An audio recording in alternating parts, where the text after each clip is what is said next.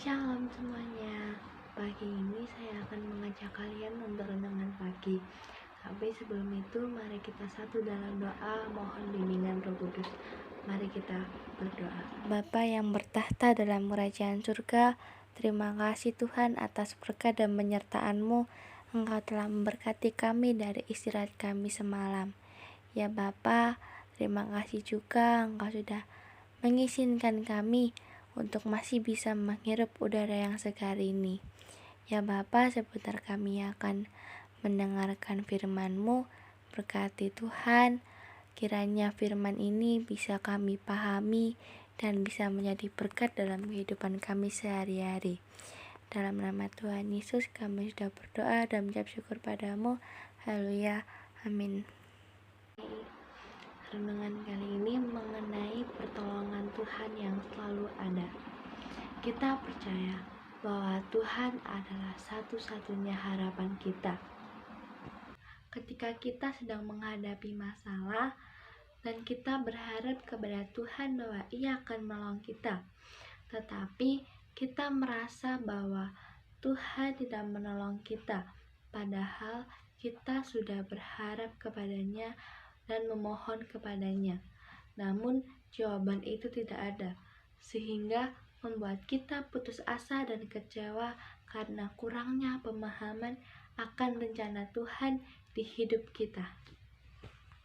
Namun, apa maksud pertolongan Tuhan selalu ada? Terdapat di Matius pasal 14 ayat 22-23 yang menyatakan, sesudah itu Yesus segera memerintahkan murid-muridnya naik ke perahu dan mendahulunya ke seberang. Sementara itu, Ia menyuruh orang banyak pulang, dan setelah orang banyak itu disuruhnya pulang, Yesus naik ke atas bukit untuk berdoa seorang diri. Ketika hari sudah malam, Ia sendirian di situ. Perahu murid-muridnya sudah beberapa mil jauhnya dari pantai dan diombang-ambingkan gelombang karena angin sakal. Kira-kira jam 3 malam datanglah Yesus kepada mereka berjalan di atas air.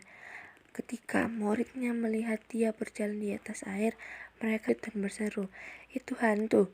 Lalu berteriak-teriak karena takut. Tetapi segera Yesus berkata kepada mereka, "Tenanglah, Aku ini, jangan takut."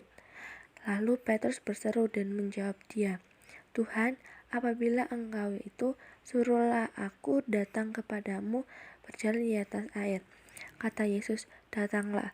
Maka Petrus turun dari perahu dan berjalan di atas air mendapatkan Yesus.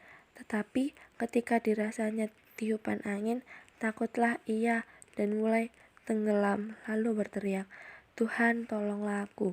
Segera Yesus mengulurkan tangannya, memegang dia dan berkata, "Hai orang yang kurang percaya, mengapa engkau bimbang?" Lalu mereka naik ke perahu dan angin pun redalah. Dan orang-orang yang ada di perahu menyembah Dia. Katanya, "Sesungguhnya Engkau Anak Allah." Adapun kebenaran firman Tuhan mengenai pertolongan Tuhan yang selalu ada. Yang pertama, Ia selalu ada untuk kita. Terdapat di ayat yang 22-27. Kebenaran firman ini menceritakan tentang kisah Tuhan Yesus ketika Ia berjalan di atas air. Kebenaran firman ini dilatar belakangi dengan mujizat Tuhan pada saat itu, yaitu memberi makan 5.000 orang. Ada beberapa hal yang kita temukan tentang pribadi Tuhan Yesus yang selalu ada buat kita. Yang pertama, Ia memelihara kehidupan kita.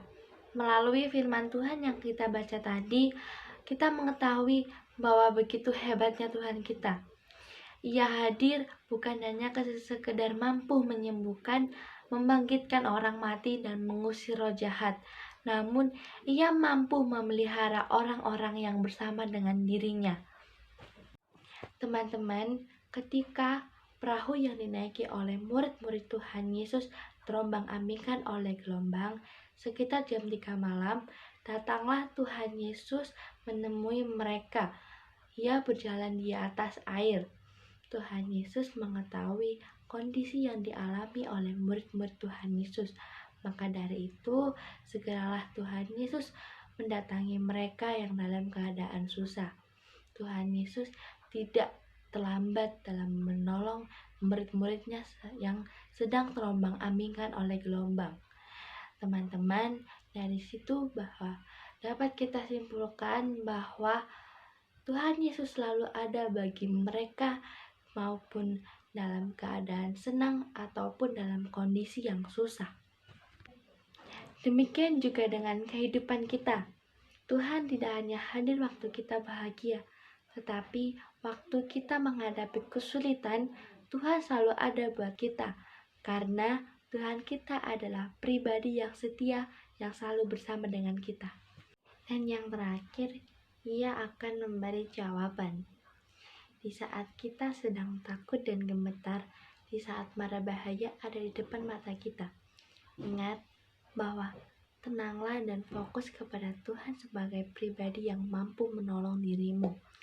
Ia ada bersamamu dan janganlah takut, karena yang bersamamu adalah pribadi yang kuat. Itu dia renungan dari saya. Kiranya renungan pada pagi hari bisa menjadi berkat bagi setiap kita. Mari kita tutup renungan pada pagi hari dengan doa. Mari kita satu dalam doa.